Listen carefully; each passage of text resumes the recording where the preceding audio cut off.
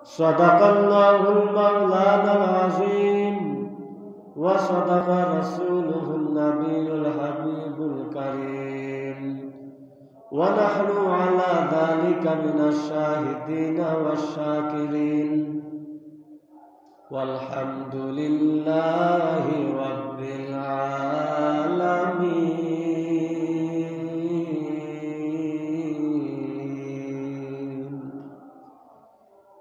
Wa qala ta'ala fi shan habibihi amiran wa mukhbiran inna allaha wa malaikatahu yusalluna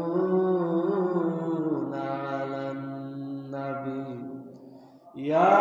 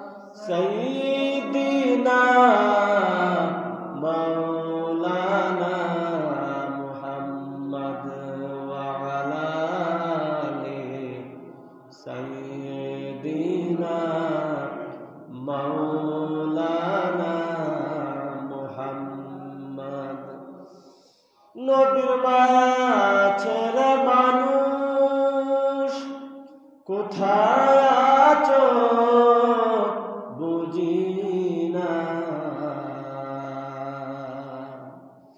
তোমার মায়ায় কান্দে নবীজি সোয়া সোনার মদিনা আল্লাহুম্মা সাল্লি আলা সাইয়্যিদিনা মাওলানা মুহাম্মদ ওয়া আলা আলি সাইয়্যিদিনা মাওলানা। নবী গো তোমার ভালোবাসায় আল্লাহর ওলি হওয়া যায়। নবী গো তোমার ভালোবাসায় আল্লাহর জান্নাত পাওয়া যায়। আল্লাহুম্মা সাল্লি আলা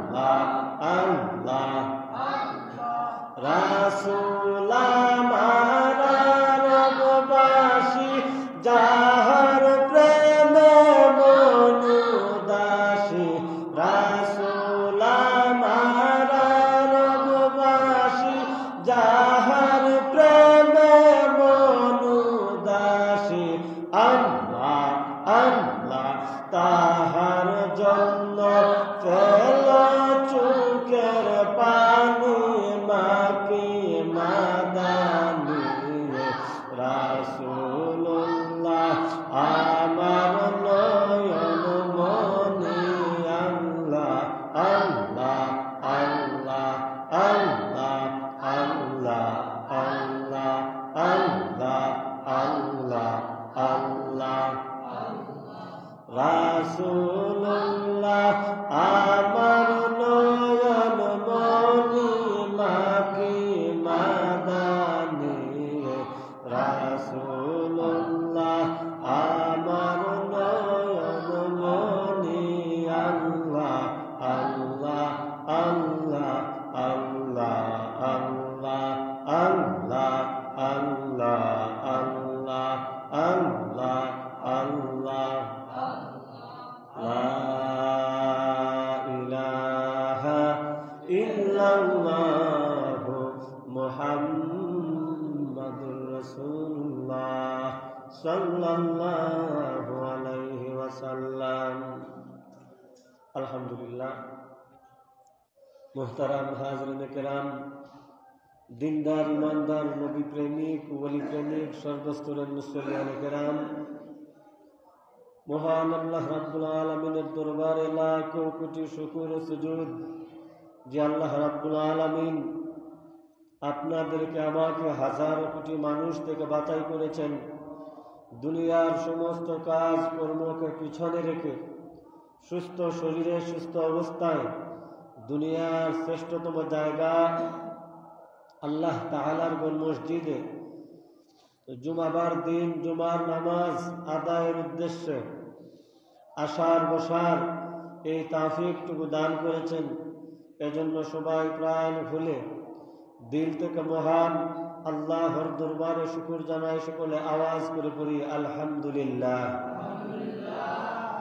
লাখ কোটি দুরূদ ও সালাম পাঠাচ্ছি এবং পাঠাবো নবী মুহাম্মদুর রাসূলুল্লাহ সাল্লাল্লাহু আলাইহি ওয়াসাল্লামের রওজাত হায়, যার সিনায় আল্লাহ রাব্বুল আলামিন কুল কায়নাত সৃষ্টি করেছেন।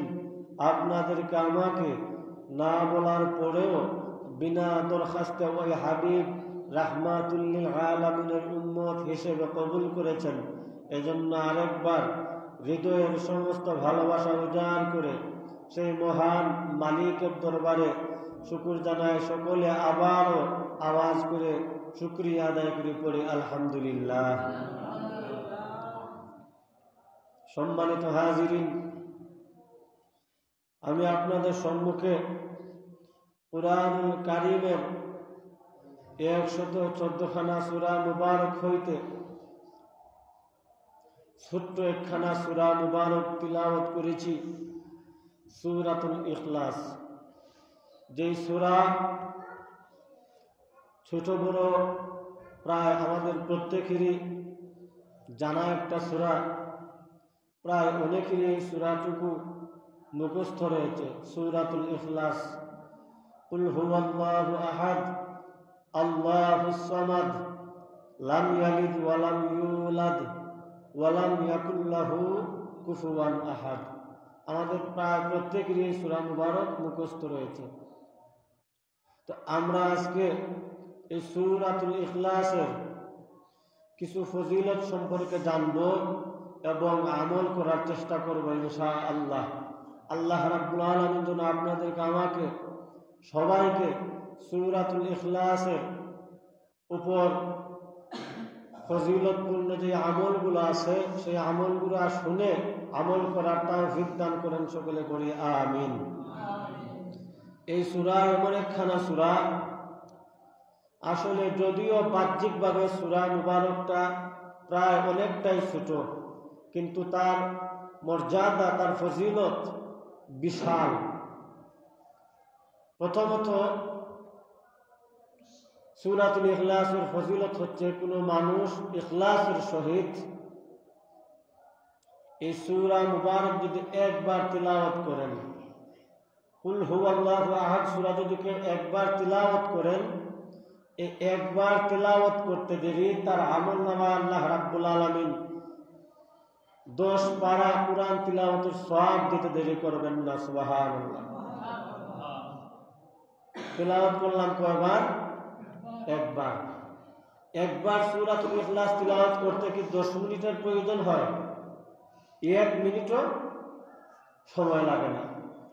তো আমরা যদি সূরাতুল ইখলাস একবার তিলাওয়াত করতে পারি, 10 পারা কুরআন তিলাওয়াতের সওয়াব আমাদের আমলনামায় দেওয়া হয়।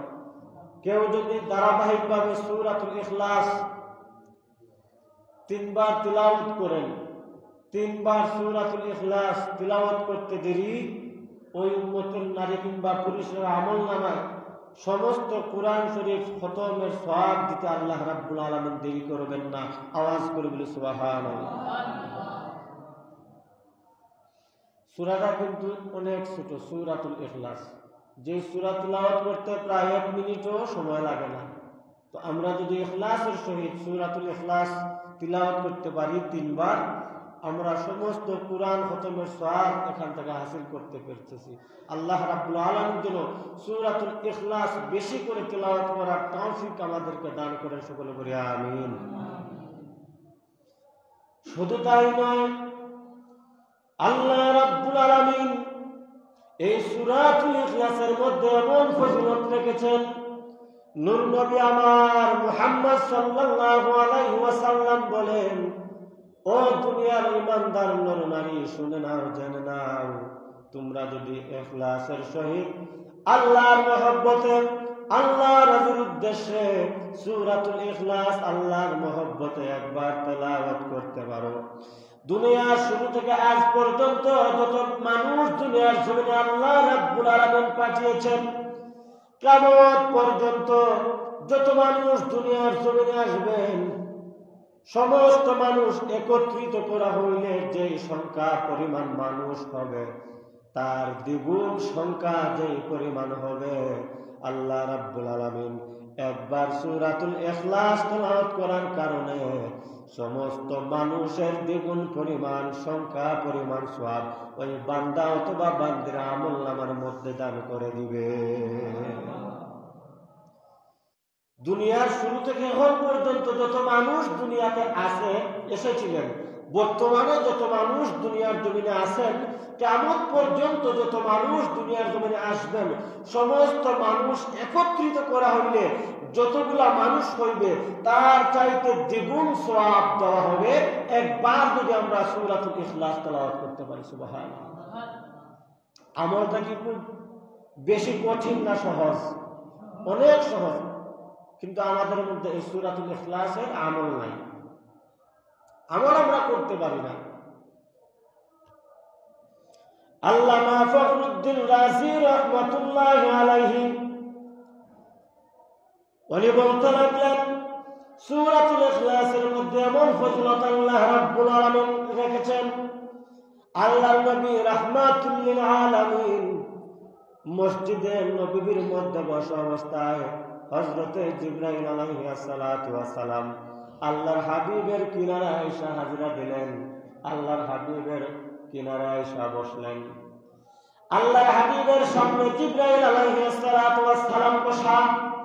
এমন সময় আল্লাহর নবীর সাহাবী হযরত আবু যর গিফারী রাদিয়াল্লাহু তাআলা আনহু মসজিদে নববীর মধ্যে প্রবেশ করবেন।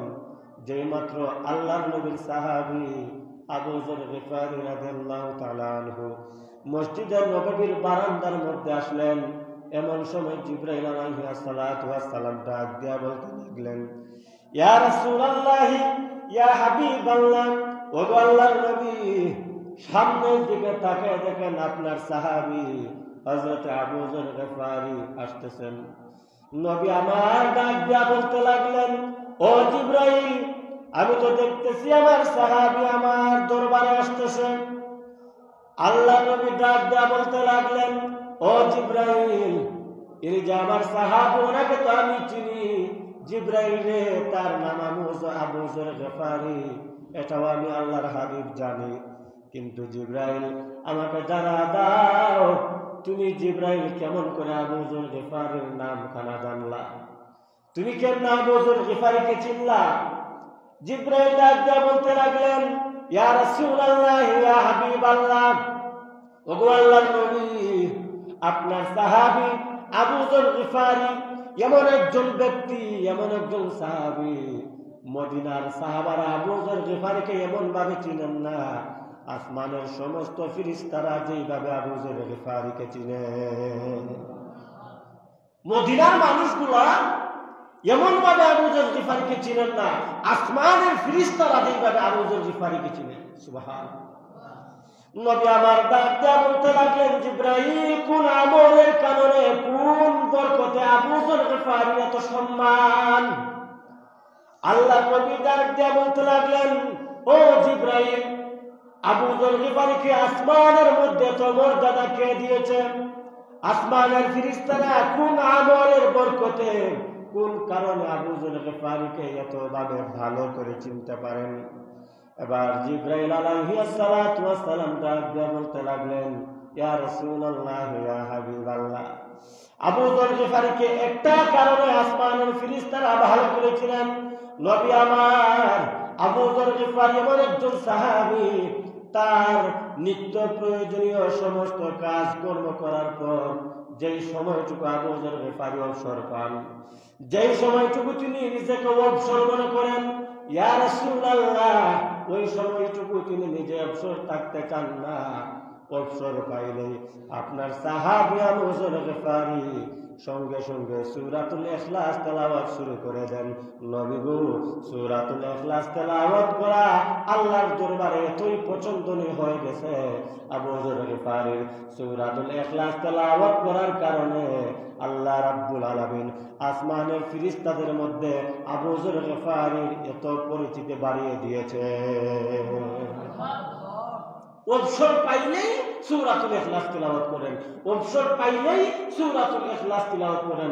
নবী গো, সূরাতুল ইখলাস তিলাওয়াতের এই আমলের কারণে আবু যর গিফারি এই আমলটা আল্লাহর কাছে এতই পছন্দনীয় হয়েছে, আসমানের ফেরেশতার কাছে এমন একজন ফেরেশতা নাই যে ফেরেশতা আপনার সাহাবা আবু যর গিফারিকে চিনেন না।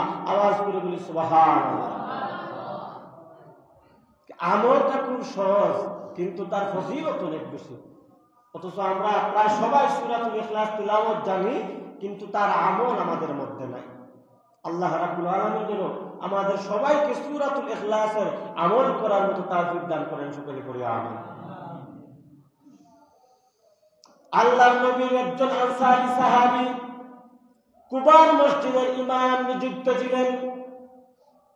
এই ইমাম প্রত্যেক ওয়াক্ত নামাজের সময়, আমরা যখন 5 ওয়াক্ত নামাজ মসজিদে জামাতের সহিত আদায় করি, ইমাম সাহেব মাগরিবের নামাজ, এশার নামাজ এবং ফজরের নামাজের তেলাওয়াত আস্তে করেন না জোরে করেন? জোরে করেন।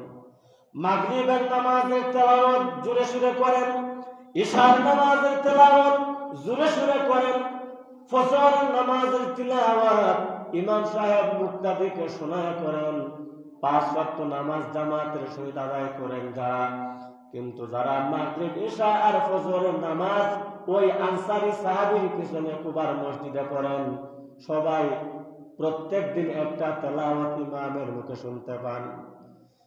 ফজরের নামাজে সূরাতুল ফাতিহার পরে তিনি সূরাতুল ইখলাস তেলাওয়াত করেন, এশার নামাজের পরে সূরাতুল ফাতিহার পরেও সূরাতুল ইখলাস তেলাওয়াত করেন, মাগরিবের নামাজের পরেও আল্লাহর নবীর সাহাবী সূরাতুল ফাতিহার পরে সূরাতুল ইখলাস তেলাওয়াত করেন। বলতে গেলে 5 ওয়াক্ত নামাজের পরে শুধু শুধু সূরাতুল ফাতিহার পরে সূরাতুল ইখলাস তেলাওয়াত করেন। সুবহানাল্লাহ।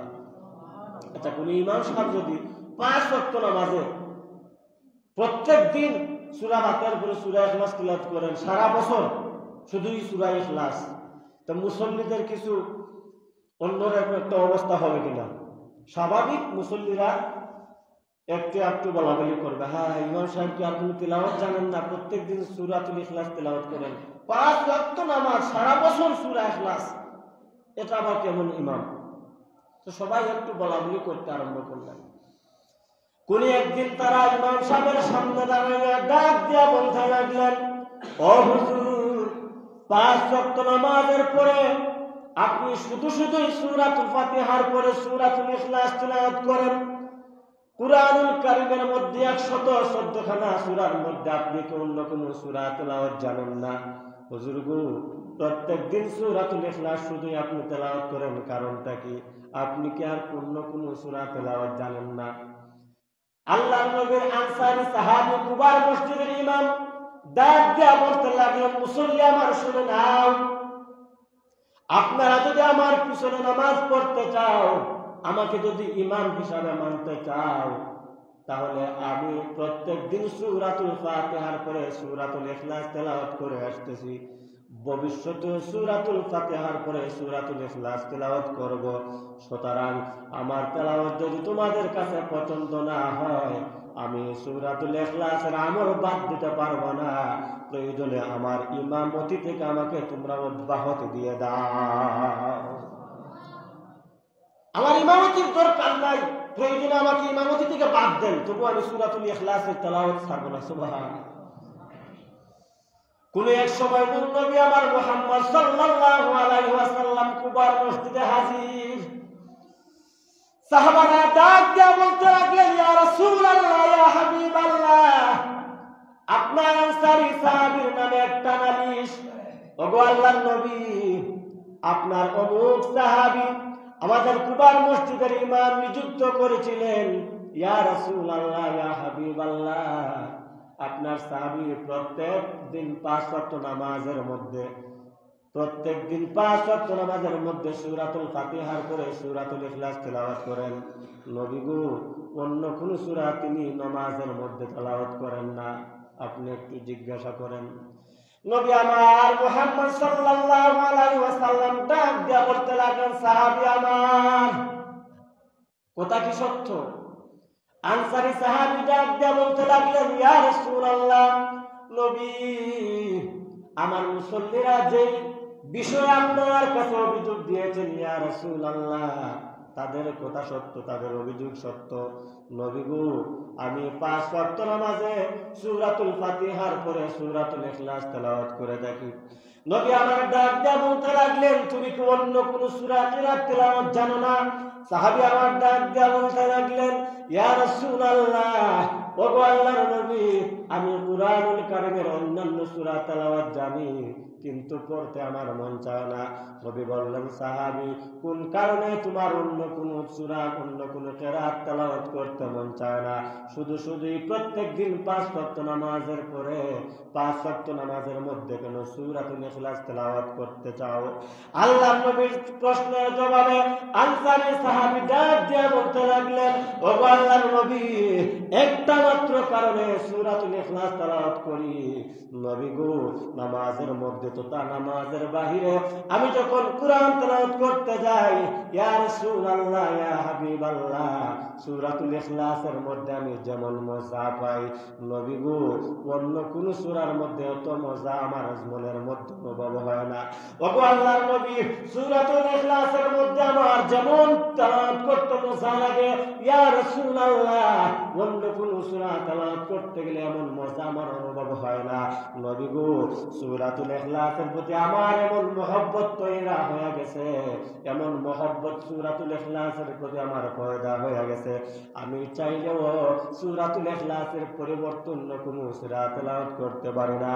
নবী আমার ডাক দিয়া বলতে লাগলেন, ও আনসারী সাহাবী, তাহলে শুনে নাও, এই কুবার মসজিদে দাঁড়াইয়া আমি রাহমাতুল লিল আলামিন ঘোষণা করলাম, তোমার মুসল্লিদের সামনে দাঁড়াইয়া আমি রাহমাতুল লিল আলামিন ঘোষণা করলাম, সূরাতুল ইখলাসের মহব্বতে পড়িয়া তুমি আমার সামনে যদি এমন আমল করে যাও, সূরাতুল ইখলাসের মহব্বতে পড়িয়াই যদি এমন আমল করে থাকো, তাহলে শুনে নাও, তোমার সূরাতুল ইখলাস তেলাওয়াত করার কারণে আল্লাহ রাব্বুল আলামিন তোমার এই সূরাতুল ইখলাসের মহব্বতের প্রতি এমন খুশি হয়ে গেছেন, কিয়ামতের ময়দানে এই সূরাতুল ইখলাস তুমি সাহাবীকে হাজার হাজার মানুষের সামনে সূরাতুল ইখলাস তোমাকে হাতে ধরে জান্নাত পর্যন্ত পৌঁছায়া দিবে।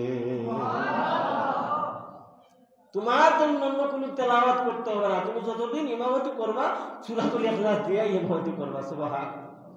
ফজিলত কম না বেশি? খুব বেশি না অল্প বেশি?